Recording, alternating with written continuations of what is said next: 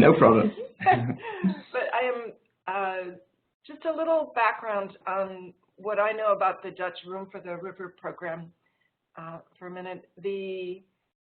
One of the things that I found really fascinating is the Dutch government seems to have made a conscious decision to become the leading international knowledge provider in terms of green infrastructure, water management,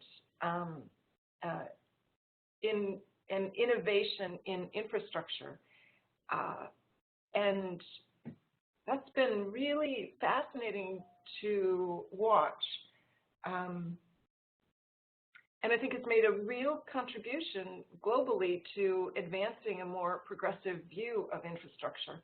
And a lot of the design impetus from that comes from this Room for the River design approach, which has been highly influential in other areas such as New York City's Sandy response, in the development of small floodable parks, and sort of thinking through more innovative ways to incorporate water in the urban environment. And so to get a chance to hear about this is really wonderful. I'm very happy to host it. And so I'm Elizabeth Hammond, by the way, at UMass Amherst.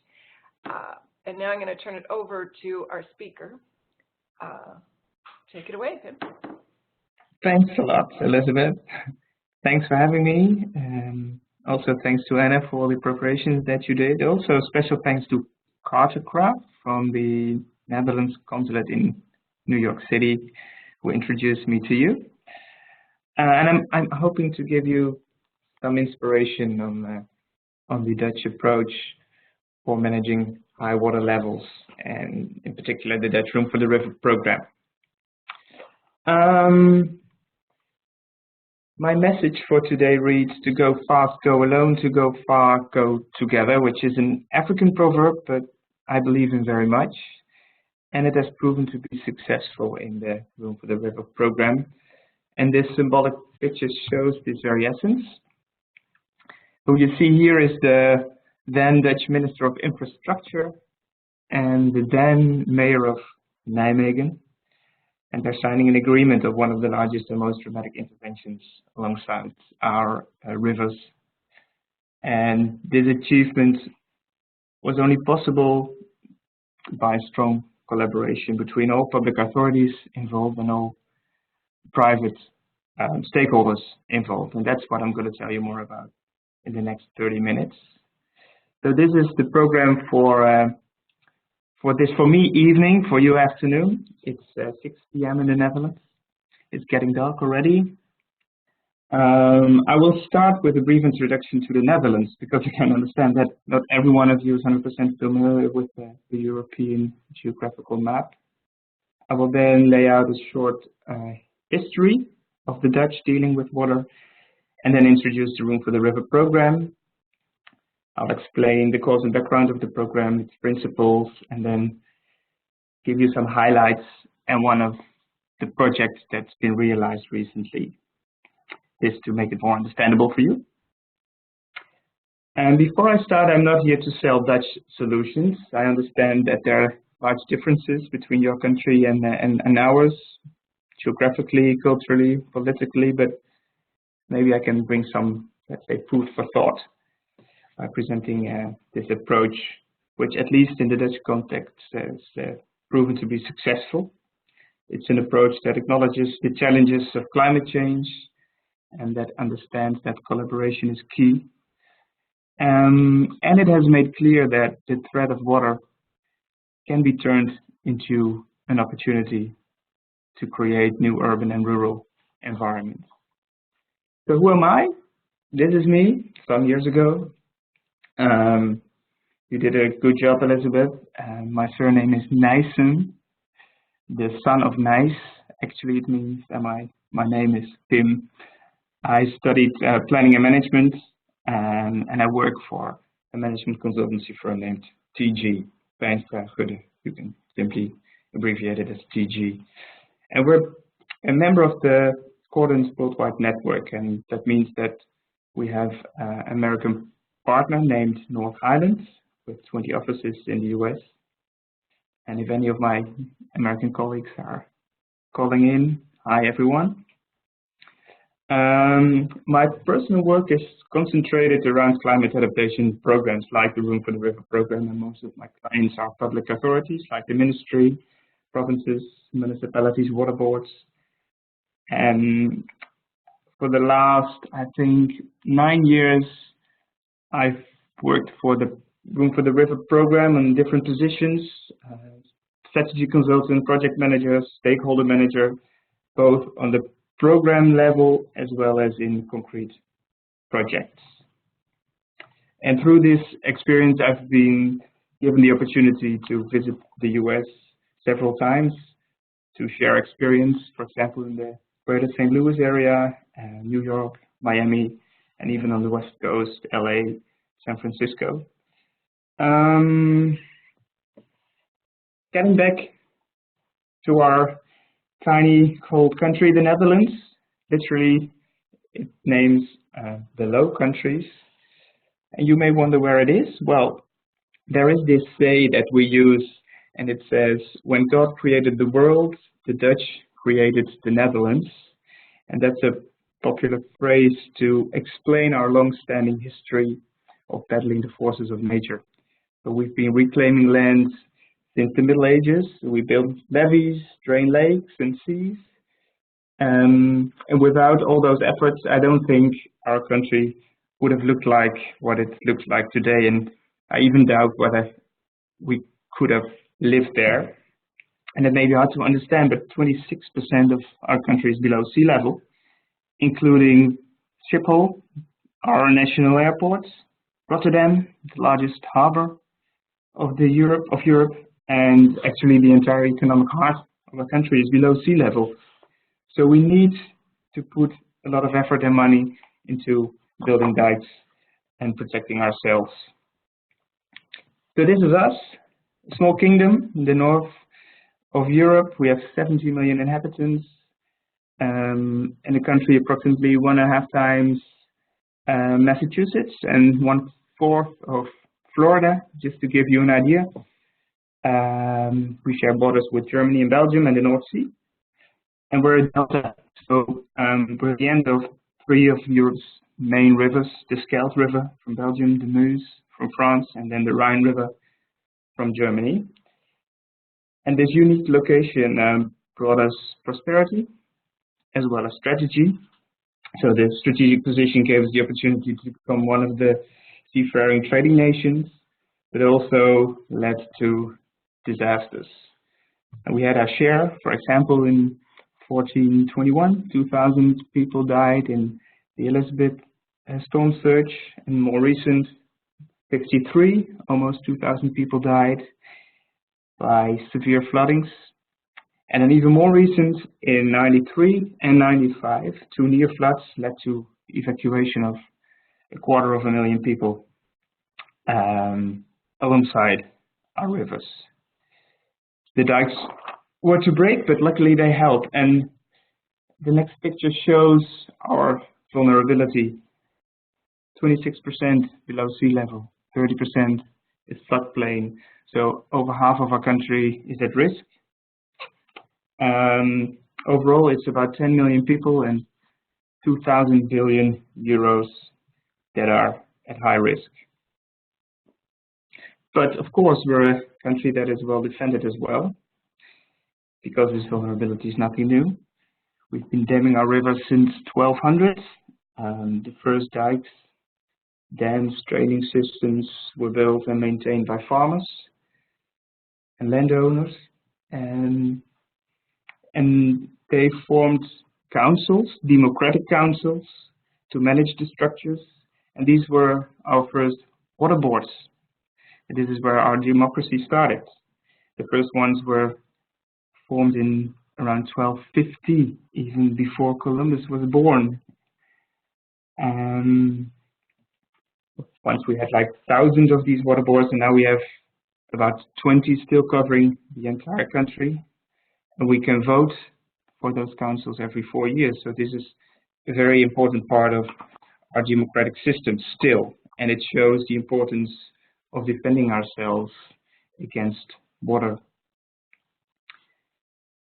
So nowadays we do not only have these hard infrastructures, as you can see at the screen, like closures and dams and dikes, but we also invest in soft infrastructures like the dunes and other forms of soft defense.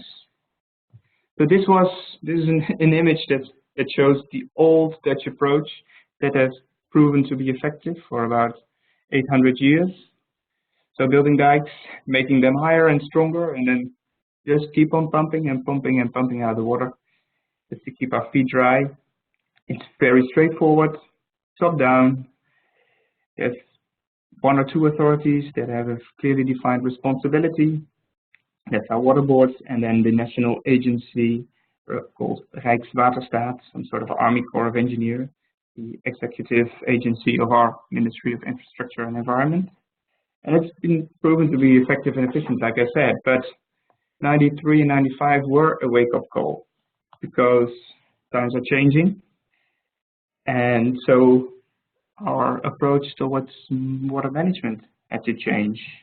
Extreme rainfall in Germany and France led to unprecedented river discharges in the mid-90s, and they led to extreme pressure on our defense systems.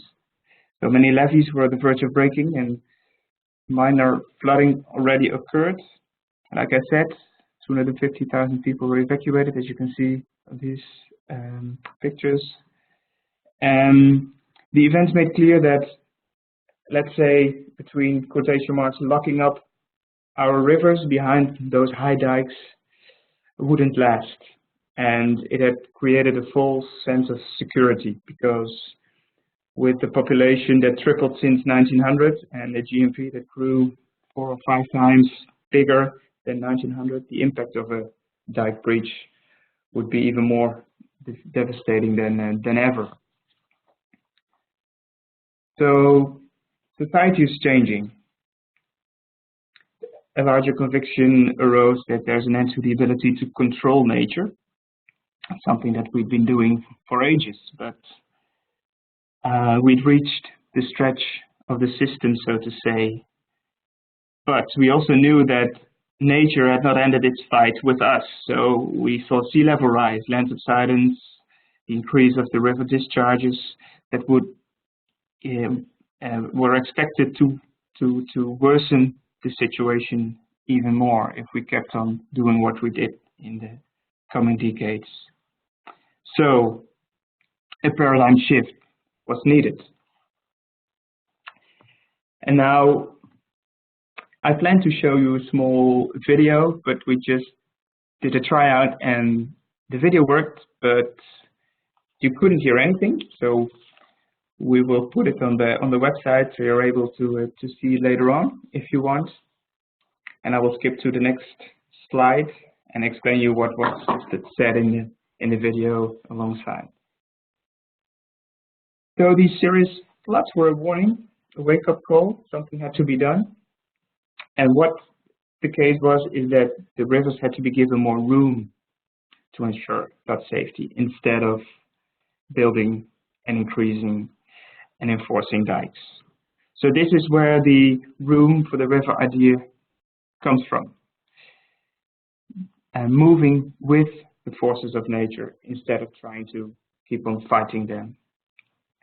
And interestingly enough, the program, the Room for the River program, not only had one objective, increasing flood safety, but a second one, which is to improve spatial quality. And what we mean by that is that we want to improve the urban environment or the landscape environment or the landscape appeal. And an important reason for that second one was the acknowledgement that public support was crucial for this large scheme. And the technical solutions only might be effective and efficient, sure, but wouldn't contribute to the beauty of the environment and wouldn't lead to the needed public support for a large scheme like this. The timeline. And this shows that it took us about 20 years from the events in the mid-90s until the realization of the projects. So directly after 95, some emergency measures were taken. So the really weak dikes had to be enforced. Then in around 2000, the program was started, and after regional consultations on the different measures that were able to be taken, the Senate approved the budget of $2.5 billion, and the planning phase started. And these days, I think it's left with 2 projects to be realized, and we're quite within budget and almost within time. The program consists of about 35 projects. I will get back to that later.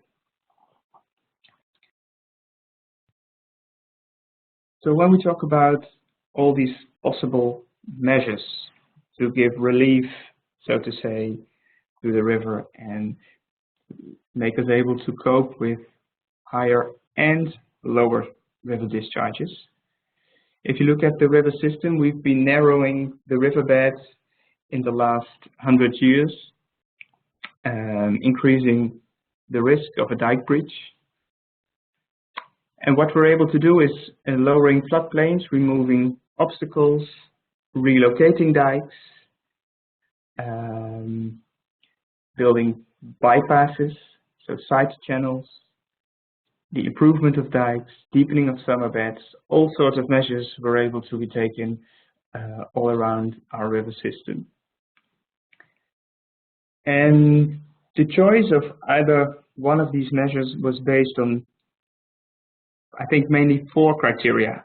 Of course, its effectiveness, so the impact of a measure on the discharge capacity, so the decrease of the water level in case of extreme rainfall, of course the costs of a measure, but also its potential impact, positive/negative, on the landscape, so that spatial quality aspect, and the potential public or political support, or the lack of it, mainly. So these 4 criteria plus some others were put in some sort of multi-criteria assessment. This was done by the central government and then discussed with all the regional stakeholders. And these were provinces, water boards, municipalities, but also landowners, and of course the local stakeholders, like the general public. And then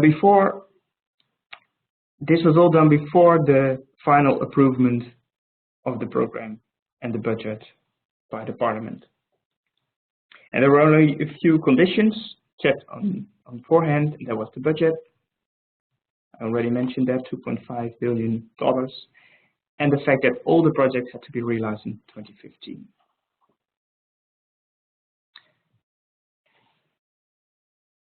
So if we look at the program's governance, so the way it was organized, actually this is also a paradigm shift in the Dutch context. Previously, we've been doing projects really top-down, so there was a national budget for large infrastructural projects that was imposed, so to say, on the regions, and there were some minor adjustments if there was large resistance, but eventually the plan that was made up before was also implemented that way. But we learned from these projects because local resistance was always there and very fierce, costly, and very time-consuming. So the fundamental idea of this Room for the River program was that the program should be a close collaboration or a coalition between all the parties involved. It should not only be a national program, but a regional one as well. So under the final responsibility of the Minister of Infrastructure and Environment, he consulted all these regional parties to come up with a plan with commitment from these parties, taking into account all the different roles and responsibilities, of course, of these public authorities. So yes, the national government set the central framework, so the safety objectives, because they were clear, We had to make sure that we were able to cope with the discharges that are expected to come in 2050, so 2050, and even look forward to 2100. There are all sort of technical models that make us able to predict the future discharges in the verge of climate change. So these frameworks were set on the front, but the regional authorities were given the responsibility for the planning phase. So they were given the responsibility for the way the project would look like and was to be executed. And eventually they were also given the responsibility to implement, to realize the project. And like I said, regional authorities could be either provinces, municipalities, cities, and water boards. So depending on the location and the nature of a measure, it could either be either one of them. So then again, the idea behind this was that local governments were better able to tune the projects with what was happening on the ground, and then also intertwine the project with local or regional policy or local regional projects. For example, the city of Gorkum combined the Room for the River project with facelifting one of their local industrial areas, and the city of Nijmegen merged the dike relocation with the urban expansion to the north of it. And I will tell you more about this example very soon. So the way it worked is that the regional partner and the minister sign an agreement for each specific measure concerning the flood safety level and the budget, and then the regional partner, who was responsible for the planning, has the freedom for implementing the measure the way it wants, as long as it's within the restrictions of time, budget, and the safety level. And eventually, of course, the program directorate, so the national level, had the overall supervisory role for all the measures, but there was large influence for the local partners. Okay, if we look at one of the projects, which we already mentioned, the dike relocation at Nijmegen. Nijmegen is the oldest city of the Netherlands, founded by the Romans, very close to the German border, on the river Waal, which is a part of the Rhine system. Here, a dike replacement was planned to give relief to the river Waal, and this is a very radical plan in the face of this oldest city of the Netherlands. And the project would also lead to the displacement of 50 households and damaging their properties. So it's needless to say that this plan was not received with a large applause in first instance, neither by the people of Nijmegen nor by the city council. So what's the case? What you see on this picture is on the south the old city of Nijmegen, and then to the north the village of Lent and the future urban extension. On the right you see the river coming from Germany on the east, and then flowing all the way down to Rotterdam and eventually the North Sea, and it's making a very sharp bend. And but what is important to understand is that these two white lines are the current dikes, and you see the bottleneck just very close to the heart of the city. So this is where the water is squeezing itself through this urban area, and usually that's not a problem, but if there's a high water level, extreme discharge, this is where the pressure starts.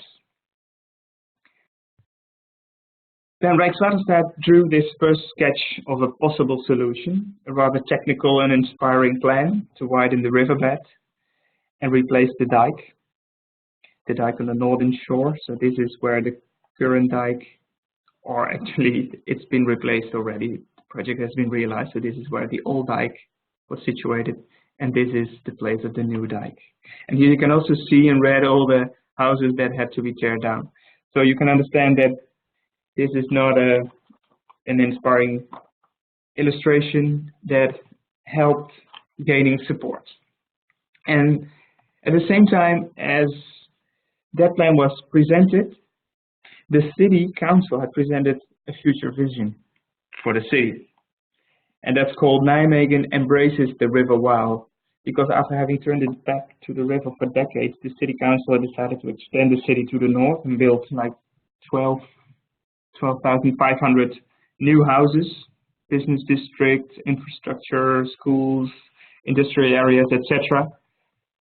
And wanted to revive the waterfront. So as you can see, this did not fully merge with the idea of replacing the dike. And this is what happened.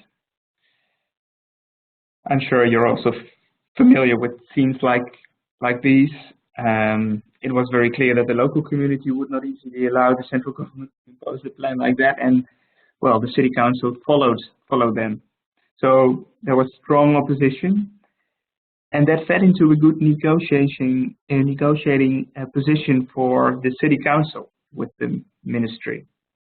So the alderman responsible for spatial planning eventually said, okay, if it has to be done, it has to be done well. Which meant, okay, people, we will make the plan and realize it for you under conditions that we can agree with.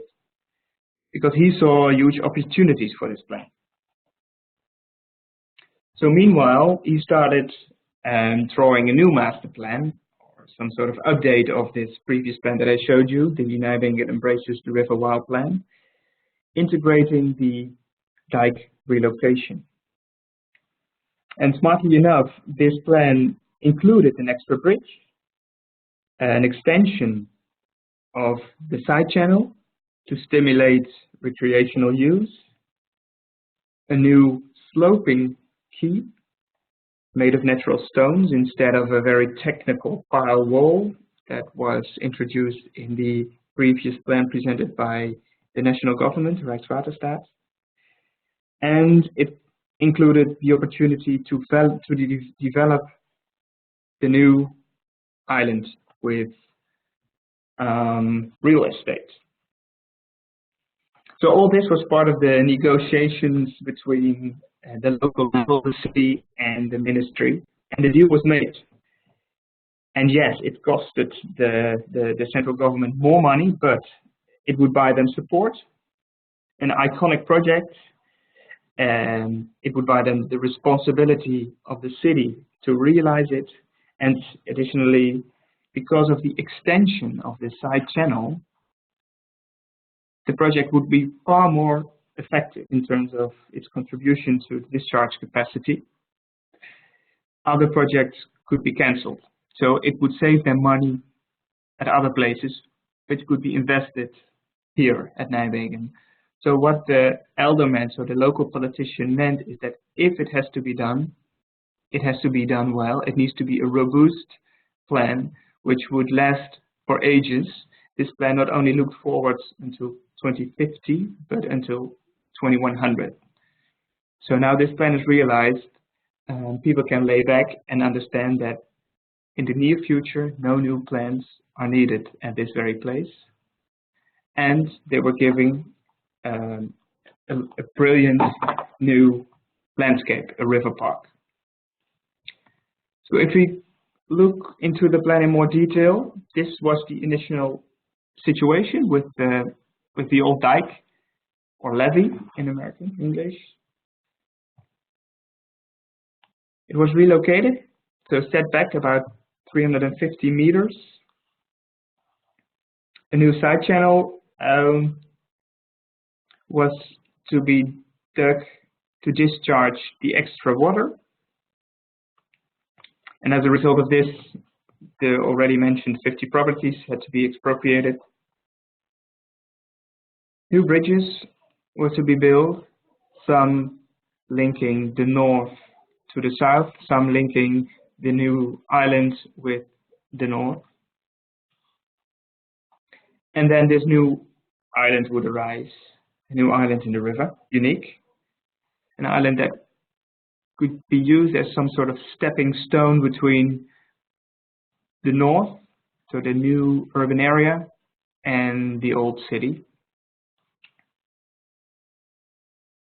And not unimportant to mention is that when the city took over, the project was renamed.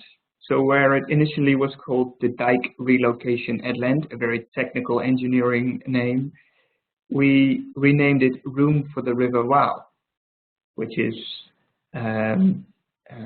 more holistic and is about creating room for people, room for recreation, for nature, and for water. So here you can see the project area from the north. So the old city down there, here in front, the new urban development, and in between the new river park with its side channel and the different bridges. The original situation, the new situation. So with a threshold over here to make sure that the water only takes the side channel if the water levels are high. So it doesn't take water from the river. The water comes from the back and then fills this way. It's almost stagnant. There are some small holes in the threshold to make sure that there's always fresh water flowing through it. But this is almost stagnant water, so perfect for recreational use. And this is the sloping quay, which I will show later. And this is the new urban development with the waterfront and the island over here. The different water levels. So this is what it looks like once in 50 years. This is what it looks like once in a year. The difference in tide or in water level between general low and general high is about 5 meters. These are images of the new bridges that were built, the extension of the current bridge, the old bridge, a new bridge connecting the new urban development with the island. This is the extension of the railway bridge, and this is the new bridge at the far end. And there's an extra bridge as well to connect the island with the northern part of the city. The new bridge again. And this is last spring. So the trees are still very small, and there is no new development yet. That's all to be realized. But here you can see the sloping quay, inspired by the quay in Orléans in France. We had a collaboration with some of the larger European cities like Orléans, Dublin, Brussels, and we were inspired by the way that they designed their quay 100 years ago, and that has led to this design. And this was last summer, people enjoying the riverfront. The quay is facing south, so this is the warm side. And then we have that new island still to be developed. We're not in a rush. We have time, so we're waiting for the best plan to come. And this is what it could look like. So new urban developments on the island, as well as public functions like a museum and restaurants. So here we have my old friends again. I used to be stakeholder manager at this project, and it was not always fun standing in front of these 250 people, but eventually we became big friends. So we invested heavily in the relationship with the community, because community involvement really was key, not only for this project, but actually for most of the projects within the Room for the River program. Because as I said before, initial support for this plan was minimal, but we also felt that a growing group of people saw the opportunities that this project could bring, also politicians. So we had to involve not only these people that were constantly opposing, but also the people that we felt could be supporters for the plan. And being the oldest city of the Netherlands, there were a lot of stories to tell about this special place in the heart of the city. So what we've been doing is we organized all sorts of excursions, and it was not only us doing that, but the people of Nijmegen leading us through their backyards and leading foreigners to their backyards. We made a book with all sorts of stories of people living there, and there was a walking guide, there were schools, well, all the things you can think of and you might be familiar with as well were organized. So this was quite an intense and intensive process. We had a working group of local people, we had a local board of advice with people representing the inhabitants of the area in order to keep in very close contact with them and be able to adjust the plan according to their needs and wishes if possible. And we had a quality team advising us about the design of the plan. So all these stakes were brought together, and well, I was happy to be to play a role in that. So, and then this is last summer. As you can see, the people have really embraced the project and occupied the new river park. So you can see that the attitude towards the project has moved from very skeptical towards very proud. And yearly hundreds of people from abroad come and visit the project, and this also encourages the pride. And this story was just about one example of the project's part of the Room for the River program. But similar stories could have been told about those projects as well. It shows that close collaboration between public authorities is important. Strong stakeholder involvement is key, and the dual objectives, so river safety and spatial quality, are very, very, very key to the success of the project. It has led to a program that was finished within budget and almost within time. So Room for the River is about accepting shared responsibility, accepting the various roles of the key authorities, their responsibilities and know-how, accepting that solutions need to be holistic and integrative, and that investing in a joint process with all stakeholders to define shared challenges and ambitions instead of immediately focusing on the solution is key. So finally, modern water management combines smart engineering with close collaboration and a holistic regional approach, and that's what made Room for the River in the Dutch context successful. Thank you very much. That was a fascinating talk. This is Elizabeth. Really. Thanks. Very interesting. So I invite people to send a chat message with questions, and we'll be happy to ask. I'll get us started with one that occurs to me. I wonder if you could just talk for a minute or two about how the lessons from this particular city have been transferred to other cities and how the program has rolled out nationally. Well, actually, all those projects were implemented parallel. So learning from each other was possible during the process, but the best way to learn is after having evaluated a project, but those lessons could not be used in those other projects, but they can be used in new programs. So there has been a large investment in the evaluation of this program with its successes. Honestly speaking, one of the successes was also the fact that we were in an economic depression, which meant that it was very cheap to hire contractors, which helped us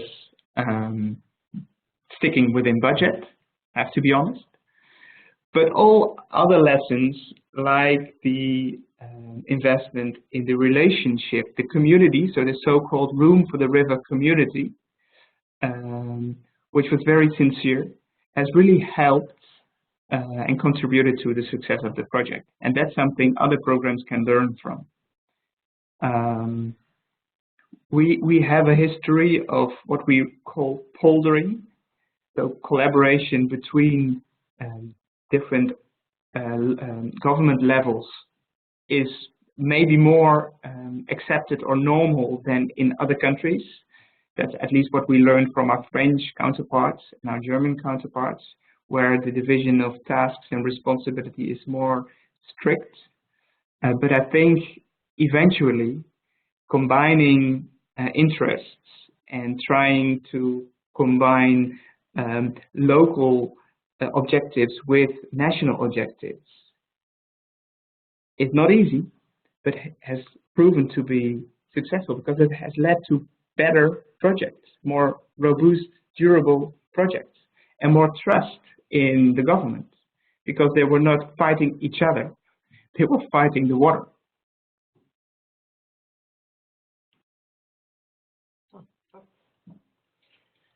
That's admirable. One of the questions we have is, can you talk a little more about how you collected the stories for the book? Was it led by the local advisory board, social media, or did folks volunteer their stories once they saw the benefits? Yeah, good question. We actually just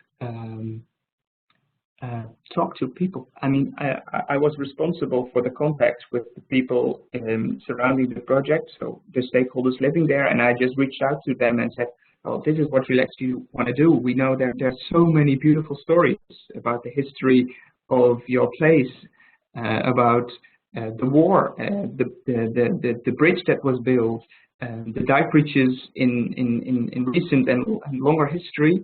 Do you know people who want to share those stories with me? And then we sent an author to them, and he wrote all those stories down and made a booklet of it and shared it and distributed it along all the houses and the people living there. And that was, well, it was great. And not only the stories that eventually made it into the booklet, but also the stories on the table when we were talking to those people. That old man of 80 years old that was almost crying to talk about the war and the fall of the Germans, etc. So and that's bonding. I mean that leads to trust. It's small things. It's very soft, but it helps to show interest in their stories and their needs and their interests. We have a question about how the project what the outcomes were on river ecology, and if you could talk any about that, that would be great. Yeah, I can show you this map. Let me see.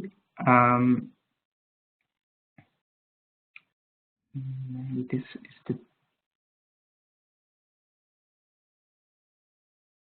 This is the no. I needed the map between this and this scale, but there is a large nature reserve down here on the border with Germany, and then there's an important nature reserve around here. And this bottleneck was not only a bottleneck for the water, but also for the migration of all sorts of species. So by widening the river system and the riverbed, we also gave room for the connection between the nature reserve in the east and the one in the west. So in that perspective, it also created more room for environment. And we had to do an environmental impact assessment, and that also showed that this plan was better than the one sketched by Rijkswaterstaat before the technical one. So it's a very soft, so to say, landscaping plan, which created more migration opportunities for these species. And were there any issues with contaminated soil, or it seems to me in a U.S. context that would be a huge challenge in some way that happened for so long? Yeah, well, actually, the biggest issue were all those not exploded bombs. So Nijmegen was heavily bombed by the Allies. They thought they were already in Germany. Ouch. So it was destroyed, really destroyed in '44, and many bombs were still there. So that was the main issue. And then there were some contaminated spots, but not too severe. Was not too bad. What actually was interesting and costed a lot of money and time, but learned us a lot, were all sort of archaeological remains. Like I said, this is the oldest city of the Netherlands. This was the border of the Roman Empire. So the River Waal was the northern front of the empire. So we found a lot of remains of that age, and then also of the Middle Ages and later. So it was really a treasure. So the city archaeologists were really happy that we were willing to dig out the riverbed, because they were sure that we would find a lot of treasures, and we did.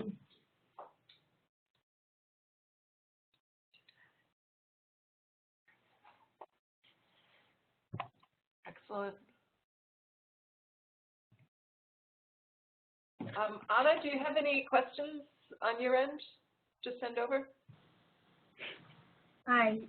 Yes, so it looks like we have another question here. Pim, can you please talk about how the ecology of the river has changed? As a result of this project or the program, I think one of the things that we need to do now is to monitor that, because now most of the projects have been realized. We know how the system is really going to change. So the assumption is that it will help the ecology. What we already know is that the water quality has improved, not because of this program, but because of all sorts of other measures that we're taking, enforced by the European Commission. Our rivers have become much cleaner than before, and giving more room to the river also helps all these new species to flourish again. That's the assumption, but we have to monitor that. So I can't really explain more about that at this time, but in the near future, I'm sure I can. Okay. We have another question for you, Pim. What new types of projects are you expecting to take on in the near future, since you only have 2 left to finish in this series?